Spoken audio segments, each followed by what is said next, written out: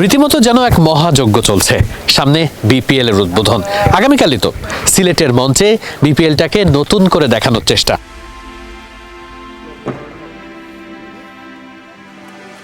আমরা দেখতেই পাচ্ছি বিপিএল এর মঞ্চটাকে উদযাপনের জন্য, উদ্বোধনের জন্য যে মঞ্চটা প্রস্তুত করা হচ্ছে, রাতভর কাজ চলছে।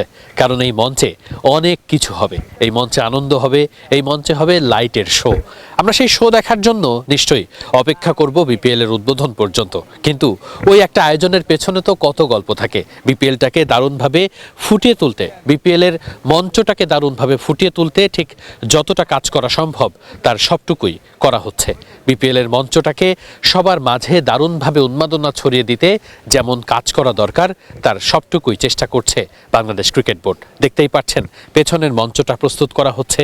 এখানে অডিও, লাইট যা সেটআপ আছে সেগুলো নিয়ে যতটুকু সম্ভব তার সবটুকুই কাজ হচ্ছে পুরোদমে। রাত যত এগোচ্ছে ততই কাজের খুঁটিনাটি শব্দগুলো যেন আরও বেশি প্রাণান্ত হচ্ছে। আগামীকালই বিপিএল এর উদ্বোধন, সেই উদ্বোধনের ছোট্ট পরিসরে একটু হলেও অনুষ্ঠান হচ্ছে সিলেটে। তবে আয়োজন দেখে মনে হচ্ছে সেটা একেবারেই ছোট পরিসরে নয়, বরং টিকিট কেটে যারা খেলা দেখতে আসবেন তাদের জন্য বেশ ভালো উপহারই রাখছে বিসিবি। বিপিএলটাকে একটু ভিন্নভাবে প্রচারণার চেষ্টায় বাংলাদেশ ক্রিকেট বোর্ড চেষ্টার এতটুকু কমতি রাখছে না। অন্তত বিপিএল শুরুর আগের দিন সে কথাই বলবে তাদের আয়োজনের প্রস্তুতির অংশগুলো দেখে। ইতিমধ্যেই টিকিট অনেকটাই বিক্রি হয়ে গেছে। বিপিএল এর কাল গ্যালারি থাকবে কানায় কানায় পরিপূর্ণ। দর্শকরা খেলার পাশাপাশি মজাও পাবেন অনেক কিছুতেই। একপাশে যেমন চলছে সবকিছুর প্রস্তুতি, ঠিক আমার পেছনে হয়তো দেখছেন বাংলাদেশ ক্রিকেট বোর্ডের সভাপতি আমিনুল ইসলাম বুলবুল। অনেক রাত হয়ে গেছে, তিনি তারপরেও কাজের তদারকির জন্য এখানেই বসে আছেন।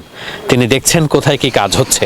এই বিপিএলটাকে প্রাণান্তকর করার চেষ্টা আছে পুরোদমেই। বিপিএল নিয়ে তো কত নেতিবাচক খবর থাকে, সব নেতিবাচক খবরকে টপকে বিপিএল যাতে সবার মাঝে আনন্দের খোরাক জোগাতে পারে, সেজন্য সব ধরনের আয়োজনের কোনো কমতি রাখা হচ্ছে না বিসিবির পক্ষ থেকে। সিলেট আন্তর্জাতিক ক্রিকেট স্টেডিয়াম থেকে ওয়াহিদ মুরাদ, মিডফিল্ড।